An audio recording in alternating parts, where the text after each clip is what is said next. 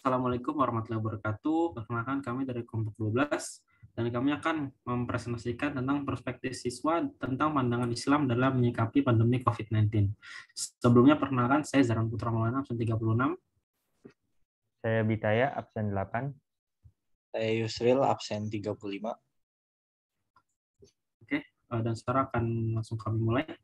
Oke, yang pertama, pandemi sendiri merupakan sebuah epidemi yang telah menyebar ke berbagai benua dan negara.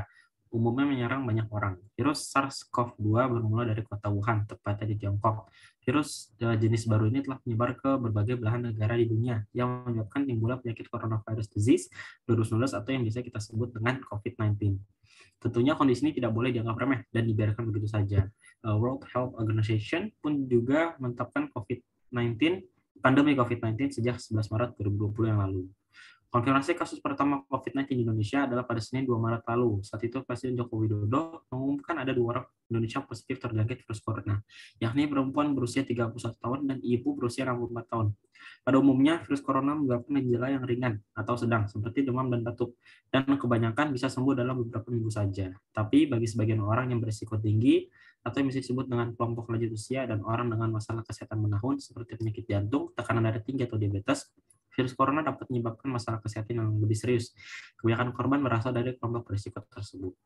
Selama 16 bulan pandemi, kasus COVID-19 di Indonesia tercatat sebanyak 2.615.529 orang positif. Meskipun telah berjalan lebih dari setahun dan telah banyak menimbulkan banyak korban jiwa, masih ada sebagian orang yang tidak percaya adanya kasus virus corona COVID-19 ini. Hal ini dapat dimungkinkan karena penganut teori konspirasi atau mereka yang tidak meyakini adanya COVID-19. Hal itu karena secara tidak sadar takut pada ketidakpastian. Konspirasi sendiri adalah suatu persekongkolan untuk menjalankan rencana besar. Terdapat beberapa orang yang percaya bahwa ini hanyalah praktik dari Cina membuat suatu wabah untuk melakukan penjualan alat kesehatan dan vaksin dengan harga yang tidak wajar untuk meraup keuntungan yang sangat tinggi. Bahkan pemahaman konspirasi ini berkembang menciptakan konspirasi-konspirasi lainnya. Bahkan saat ini masih banyak terdapat warga yang tidak percaya terhadap pemerintah Indonesia, seperti tidak ikut melakukan PKM, tidak melakukan vaksinasi, dan tidak mau melakukan tes COVID apabila terdapat gejala. Setelah itu mereka juga tidak percaya dengan presiden dan kebijakannya, namun percaya terhadap hal mistis seperti dukun atau orang kepercayaannya. Bisa dilanjut, Yusril? Ada informasi tambahan mengenai hal ini, yaitu seorang ustadz atau kiai pemilik nama lengkap Muhammad Sami'an, umur 45 tahun, pengajar di Madrasah Pesantren Bahrul Ulum Tambak Beras Jombang, ia menjenguk sahabatnya Masudin yang positif COVID-19. Setelah itu ia menghirup nafas Masudin karena ia tidak percaya akan COVID-19. Tidak lama ia jatuh sakit lalu meninggal dan dinyatakan positif COVID-19. Dari hal ini kita bisa mengambil kesimpulan bahwa walaupun kita ahli dalam hal agama, kita juga harus mempercayai sesuatu yang ahli di bidangnya seperti dokter dan ahli kesehatan. Oke, selanjutnya dijelaskan oleh Bitaya. Oke, selanjutnya adalah tentang bukti nyata bahwa terdapat masyarakat yang mempercayai dukun.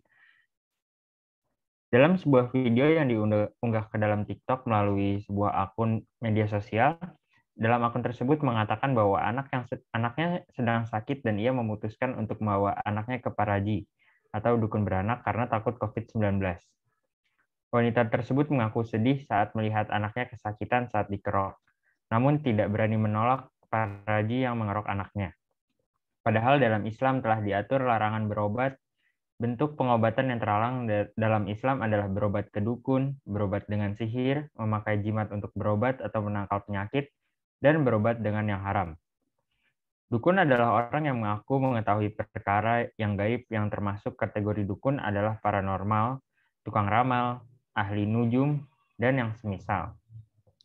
Mereka yang menceritakan tentang perkara di masa datang yang belum terjadi atau mengaku mengetahui perkara gaib, maka statusnya adalah dukun. Praktik perdukunan hukumnya haram dalam Islam berdasarkan Al-Quran, hadis, dan juga ijma. Allah Ta'ala berfirman kepada nabinya, maka tetaplah memberi peringatan dan kamu disebabkan nikmat Tuhanmu bukanlah seorang dukun dan bukan pula seorang gila. Quran Surat At-Tur ayat 29. Bahkan Nabi SAW bersabda, barang siapa yang mendatangi tukang ramal dan bertanya kepadanya tentang suatu perkara, maka sholatnya tidak akan diterima selama 40 hari, hadis riwayat dan Muslim. Berdasarkan catatan sejarah yang diceritakan oleh Dr. Asmuni MTH MA, pernah ada wabah penyakit pada masa Rasulullah dan sahabat. Meskipun bukan virus mematikan layaknya COVID-19, wabah pada masa itu juga menular dengan cepat dan menyebabkan tidak sedikit orang terkena dampaknya. Pada masa itu, salah satu wabah yang sering terjadi adalah kusta atau lepra. Sebagai tindakan pencegahan, Rasul memerintahkan untuk tidak berdekatan dengan penderitanya maupun wilayah yang terkena wabah. Konsep karantina wilayah ini seperti diungkapnya dalam hadis riwayat Bukhari yang artinya, jika kamu mendengar wabah di suatu wilayah, maka janganlah kalian memasukinya. Tapi jika terjadi wabah di tempat kamu berada, maka jangan tinggalkan tempat itu.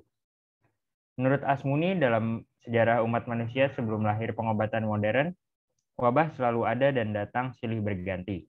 Seperti COVID-19 pada masa sekarang yang datang dengan cepat dan secara tiba-tiba. COVID-19 mencerminkan universalitas semesta dengan segala kekuatan dan keadilannya sekaligus.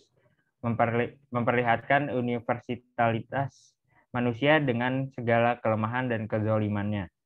Virus COVID-19 berperilaku adil, tidak memilih sasaran dengan mempertimbangkan status sosial. Ia dapat mengancam kehidupan orang miskin dan orang kaya, rakyat yang biasa maupun penguasa, orang bodoh maupun orang intelek. Virus yang memiliki sifat tak pandang bulu, ia masuk melalui jendela rumah sederhana dan mungkin juga jendela istana. Virus ini pula membuat orang mulai memikirkan kematian, yaitu sesuatu yang selama ini sering diabaikan dan jarang dipersiapkan. Oke. Sebenarnya tidak apa-apa kita memiliki cara pandang yang beragam terkait dengan pandemi seperti ini. Pertama, ada sebagian kalangan yang memaknai bahwa pandemi COVID-19 ini hakikatnya adalah azab Tuhan. Yang kedua, mengatakan bahwa pandemi hakikatnya adalah semacam bencana alam karena perubahan ekosistem. Yang ketiga, bentuk koreksi besar atas kesalah-ulah manusia menyebabkan ketidakseimbangan. Yang keempat, mengatakan bahwa pandemi ini adalah ujian bagi kita. Bentuk cobaan yang Allah Subhanahu wa Ta'ala turunkan, sengaja diturunkan kepada hamba-hambanya yang dipilih untuk dinaikkan derajatnya. Kelima, berpandangan bahwa pandemi ini bentuk anugerah, bentuk kasih sayang Allah Subhanahu wa Ta'ala, karena dengan pandemi ini banyak sisi positif yang kita rasakan. Maka ini berbalik pada kita, bagaimana kita menyikapi pandemi ini. Namun yang jelas kita harus berusaha dan berikhtiar dalam menghadapi pandemi ini. Misalnya, kita harus mengisolasi diri, kita harus menerapkan 3M atau 5M, kita harus terbiasa mencuci tangan, menggunakan masker, menjaga jarak, bahkan mengurangi mobilitas kita dengan kalangan luar, batasi kerumunan. Itu adalah bentuk pengendalian agar kita tidak hanya mampu menjaga keselamatan jiwa kita sendiri, tapi juga keselamatan jiwa orang lain. Oleh karenanya, maka kita ingat ajaran agama Islam yang mengatakan bahwa janganlah kita menjatuhkan diri kita dengan tangan kita sendiri ke dalam kebinasaan. Islam mengajarkan keselamatan jiwa adalah hal yang utama. Oleh karena itu, tinggal di rumah, di tengah wadah, hakikatnya adalah juga ibadah. Sekian presentasi dari kelompok kami. Wassalamualaikum warahmatullahi wabarakatuh.